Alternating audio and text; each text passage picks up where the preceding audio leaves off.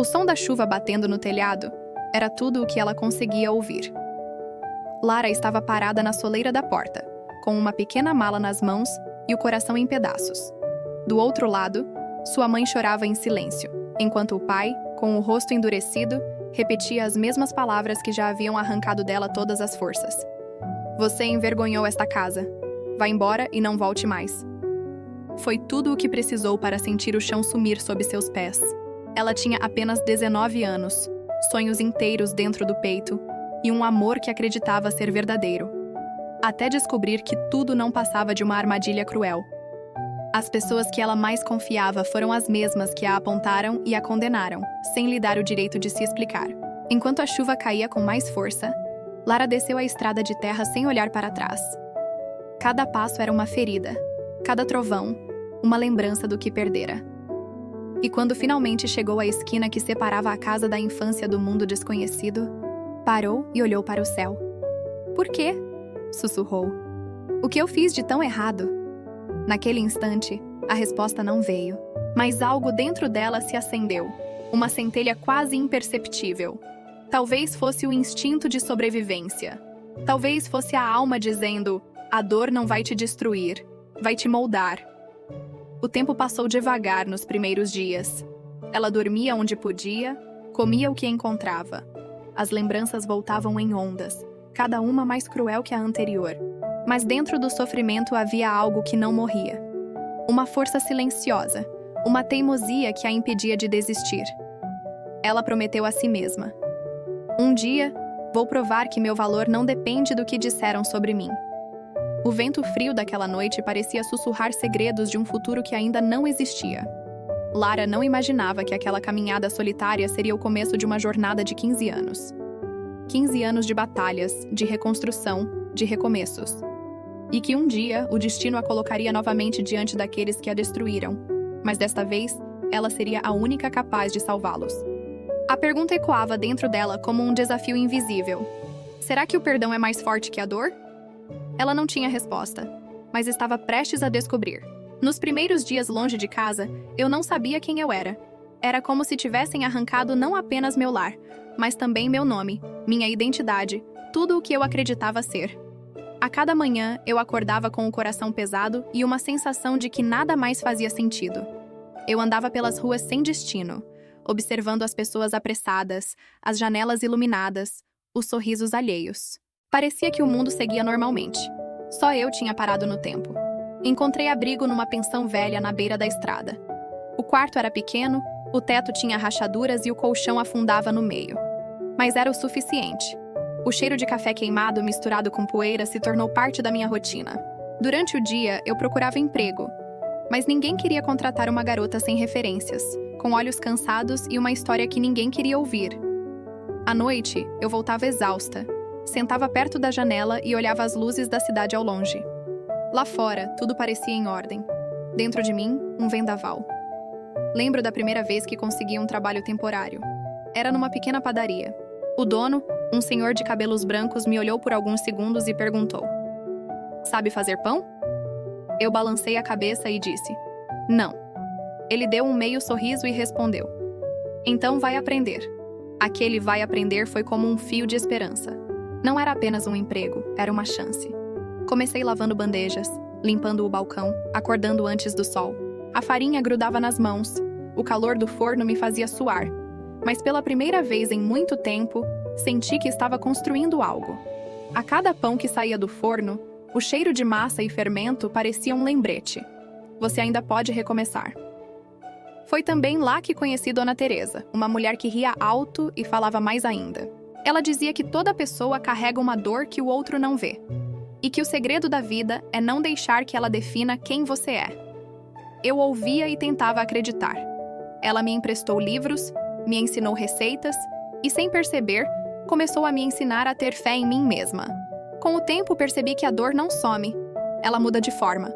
Deixei de ser a garota expulsa e comecei a ser apenas Lara, a menina que acordava cedo, trabalhava e sonhava, mesmo sem ter coragem de admitir isso em voz alta. E foi ali, entre o cheiro de pão quente e o barulho do forno, que uma nova versão de mim começou a nascer, silenciosa, imperfeita, mas viva. O tempo passou mais rápido do que eu imaginava. Quando percebi, já fazia quase 1 ano desde o dia em que deixei tudo para trás. A dor ainda existia, mas tinha mudado de lugar. Ela já não me sufocava. Apenas me acompanhava, silenciosa, como uma sombra que aprendeu a caminhar ao meu lado. Na padaria, eu comecei a ser reconhecida pelos clientes. Alguns me chamavam pelo nome, outros apenas sorriam. Pequenas gentilezas que, antes, eu nem percebia, começaram a ter um valor enorme. O bom dia de uma senhora, o sorriso tímido de uma criança, o café que o padeiro deixava pronto para mim. Tudo isso me lembrava que ainda havia bondade no mundo. Mas a vida tem um jeito estranho de testar a gente justamente quando começamos a acreditar que estamos seguros. Foi numa manhã qualquer, enquanto arrumava o balcão, que ouvi uma voz atrás de mim. Lara? Meu corpo congelou. Virei devagar. Era Júlia, minha antiga amiga. Ou melhor, aquela que um dia jurou que sempre estaria ao meu lado. Antes de se calar quando mais precisei. Ela me olhava surpresa, talvez até arrependida. Eu não sabia que você estava aqui, disse, meio sem jeito. Eu apenas sorri, um sorriso curto de quem aprendeu a esconder cicatrizes. Pois é, a vida dá voltas. Ela pediu um pão, pagou e ficou me observando enquanto eu o embalava. Havia 1000 palavras não ditas entre nós. Antes de sair, ela deixou escapar. Eu soube o que aconteceu depois. Sinto muito. Aquela frase me atingiu como um sopro gelado. Mas não respondi. Apenas balancei a cabeça e disse: Tudo bem, Júlia. Já passou. Quando ela saiu, fiquei parada por um tempo, olhando o vazio da rua. Por dentro, algo se movia. Uma mistura de raiva e alívio. Eu percebi que tudo bem era uma mentira que eu ainda contava pra mim mesma. Não tinha passado. Eu só tinha aprendido a carregar. Naquela noite, sentei perto da janela do meu quarto, olhando o reflexo fraco das luzes da rua. Peguei o pequeno caderno onde às vezes escrevia pensamentos soltos e anotei. As pessoas que nos machucam nunca imaginam o quanto nos moldam. E pela primeira vez, percebi que talvez a dor não fosse apenas um fardo. Talvez fosse um tipo de ferramenta. Uma que me ensinava a construir uma nova versão de mim mesma, pedaço por pedaço. Mas, no fundo, algo me dizia que aquela visita não era o fim. Era apenas o aviso de que o passado tinha acabado de me encontrar outra vez. O tempo tem um jeito curioso de curar e, ao mesmo tempo, cutucar as feridas. 2 anos haviam passado desde que comecei a trabalhar na padaria. Eu já não chorava à noite, nem me sentia perdida como antes. Mas ainda assim, havia algo dentro de mim que sussurrava baixinho. Você ainda não terminou.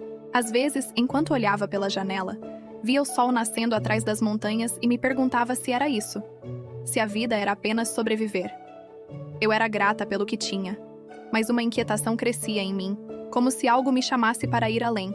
Foi nessa época que o dono da padaria, seu Álvaro, adoeceu e decidiu fechar o lugar. Ele me chamou um dia com os olhos cansados e disse: Lara, você tem um dom. Não é só de fazer pão, é de recomeçar. Vá e encontre o que está procurando. Aquelas palavras ficaram ecoando na minha cabeça por dias. No fundo, eu sabia que ele tinha razão. Meu ciclo ali havia se completado. E sem saber direito por quê, comecei a arrumar minhas coisas. Vendi o pouco que tinha, juntei um dinheiro modesto e decidi seguir para uma cidade vizinha.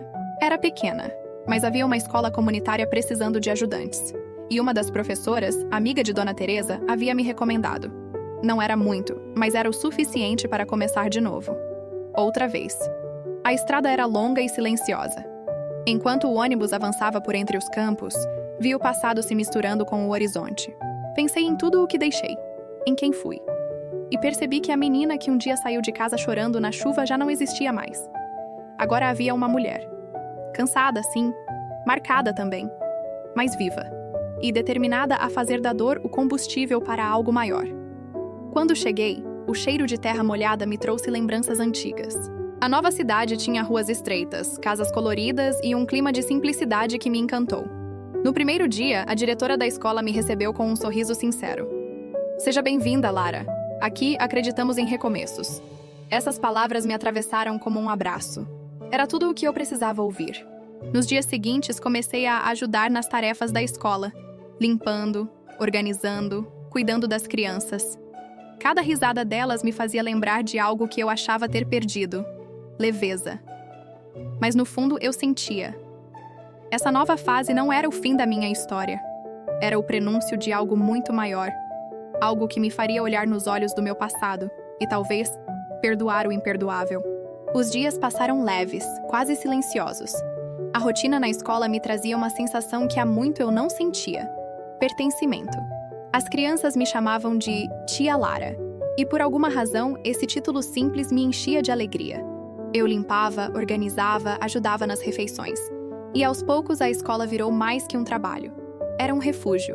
Mas a vida, eu aprendi, nunca deixa tudo calmo por muito tempo. Num final de tarde, a diretora me chamou em sua sala. Ela segurava uma carta. Lara, chegou uma solicitação nova de voluntariado. A empresa que vai patrocinar nosso novo projeto mandará uma equipe para reformar o pátio. Sorri, sem imaginar nada além de mais um evento comum. Até que ela disse o nome que fez meu corpo gelar. E a empresa chama-se Grupo Almeida. Meu coração parou. Por um instante, o chão pareceu desaparecer. Era o nome da família que havia destruído tudo o que eu tinha. A mesma que me expulsou e me fez jurar que nunca mais voltaria. Engoli seco. Sorri como quem tenta esconder um tremor. Ah, que bom. Foi tudo o que consegui dizer. Nos dias seguintes, tentei agir normalmente. Mas dentro de mim, algo se agitava. O passado que eu enterrei há 15 anos estava prestes a bater à minha porta. E eu não sabia se estava pronta para isso. Na manhã da chegada da equipe, o ar parecia mais pesado. As crianças corriam pelo pátio, animadas com a movimentação. Caminhões estacionaram, homens descarregavam tintas e ferramentas, e um grupo de pessoas de terno observava tudo de longe. De repente, um dos supervisores se aproximou e cumprimentou a diretora. Atrás dele, uma mulher, alta, elegante, olhar firme. Era impossível não reconhecê-la, mesmo depois de tantos anos. Marina Almeida, a filha mais velha da família que um dia me expulsou. A mulher que, sem saber, foi a razão de muitas das minhas lágrimas. Ela parecia não me notar. Falava com todos, sorria, coordenava. Mas quando nossos olhos finalmente se cruzaram, o mundo pareceu parar. O tempo congelou. Eu vi espanto no rosto dela. Talvez culpa, talvez só surpresa. Mas eu não desviei o olhar. Pela primeira vez em muitos anos, não havia medo em mim. Havia calma. Depois de alguns segundos que pareceram eternos, ela se virou e continuou falando com a equipe. Mas eu sabia. Aquele reencontro não era coincidência. Era o início de algo que o destino vinha preparando em silêncio. E lá no fundo, uma voz me disse: agora é a hora de enfrentar o que ficou pendente. Nos dias que se seguiram, eu e Marina continuamos trabalhando lado a lado. No começo, cada encontro era um desafio. Uma batalha entre o que eu lembrava e o que eu sentia agora. Mas aos poucos, percebi algo diferente nela. Não era mais a mulher arrogante que eu conheci no passado. Havia cansaço em seus olhos, um tipo de dor que eu reconhecia muito bem. Certa manhã, cheguei mais cedo à escola e a encontrei sentada no pátio, sozinha, com uma xícara de café nas mãos. Ela olhava para o nada, perdida em pensamentos. Pensei em passar direto, mas algo me fez parar.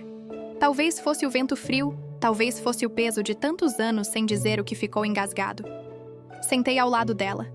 Por alguns segundos, nenhuma de nós disse nada. Só o som das crianças ao longe rindo. Então ela falou com a voz baixa: você tem todo o direito de me odiar. Eu odiaria se fosse você. Olhei para frente. Eu te odiei por muito tempo, Marina. Mas percebi que o ódio não devolve nada. Só nos prende.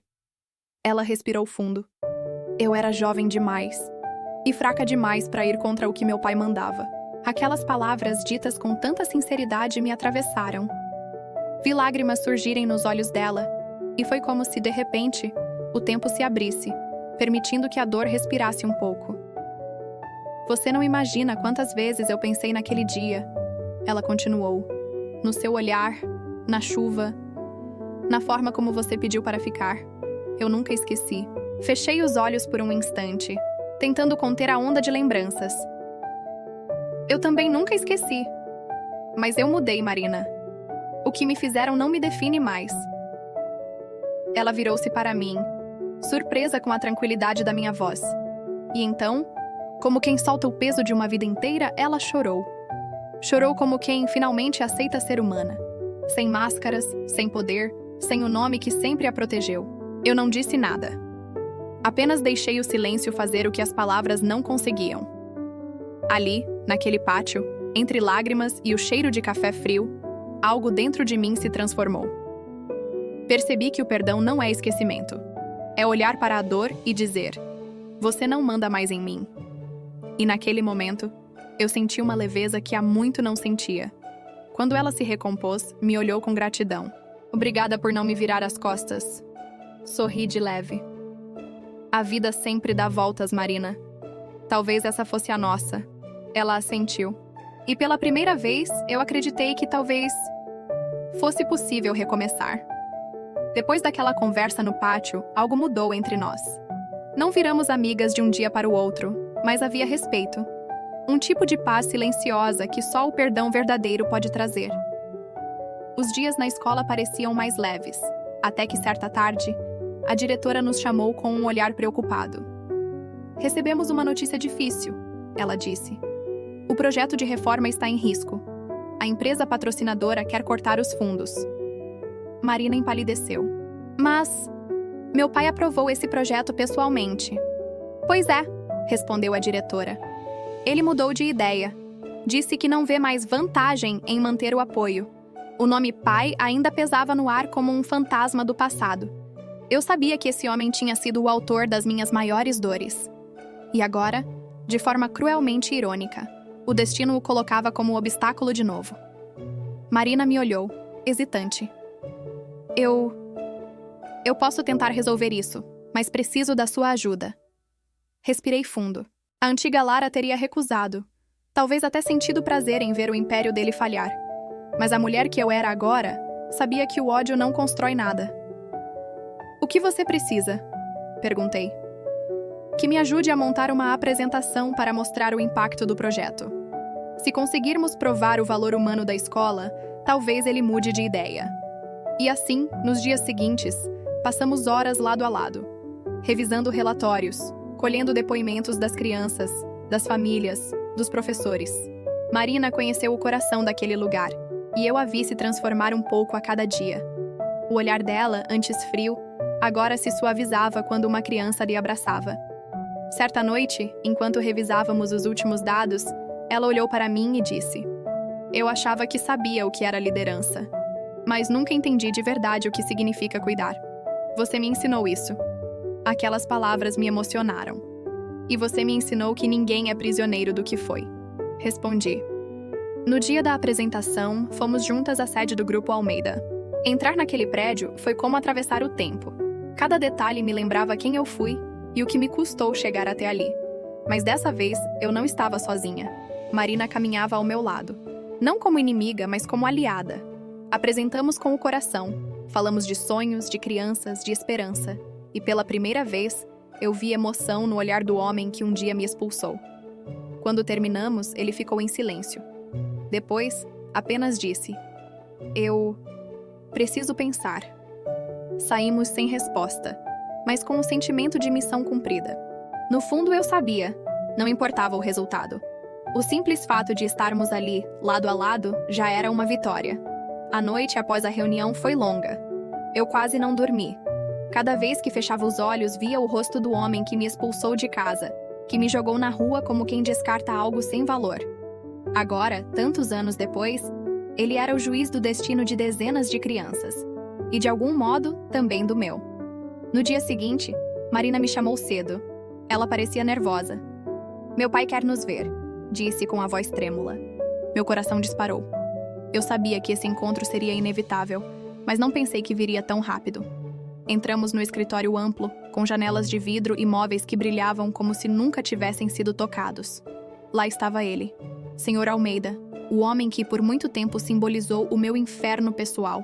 O cabelo agora grisalho, o olhar mais cansado, mas a postura ainda era a mesma, autoritária, fria, calculista. Então é você, ele disse sem disfarçar a surpresa. A moça da escola. Sou eu, respondi firme, mesmo que por dentro minhas mãos tremessem. Nunca imaginei que nos encontraríamos de novo. Por um instante, o silêncio nos envolveu. Eu podia sentir o peso dos anos, das palavras nunca ditas, dos medos que ficaram pelo caminho. Então, ele se levantou, andou até a janela e disse: "Sabe, Lara, eu sempre acreditei que o mundo era dos fortes, que a compaixão era fraqueza." Fez uma pausa. "Mas minha filha me mostrou que eu estava errado." Olhei para Marina. Ela segurava o choro. Ele continuou: "Vi o que vocês fizeram na escola. Vi as cartas, as histórias das famílias. E percebi que, às vezes, é preciso cair para entender o valor de se levantar. Aquela confissão, vinda de quem me destruiu, me atingiu com uma força que eu não soube descrever. Por um momento pensei em tudo o que poderia dizer. As humilhações, as lágrimas, o frio daquela noite em que fui expulsa. Mas não disse nada, porque percebi que ele já estava sendo punido. Não pela minha voz, mas pelo próprio arrependimento."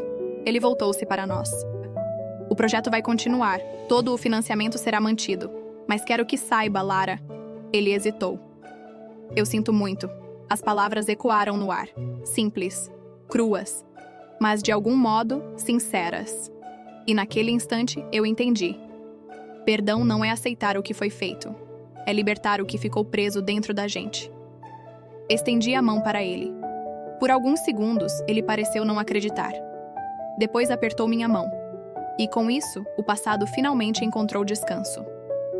Saí daquele escritório com o coração leve, não porque venci, mas porque me libertei. A vida, de algum modo misterioso, havia fechado o ciclo. Naquela noite, sentei-me à beira da janela do pequeno quarto da escola. O vento soprava calmo, e o céu, tingido de tons alaranjados, parecia me contar uma história antiga. Fechei os olhos e deixei que o silêncio me abraçasse.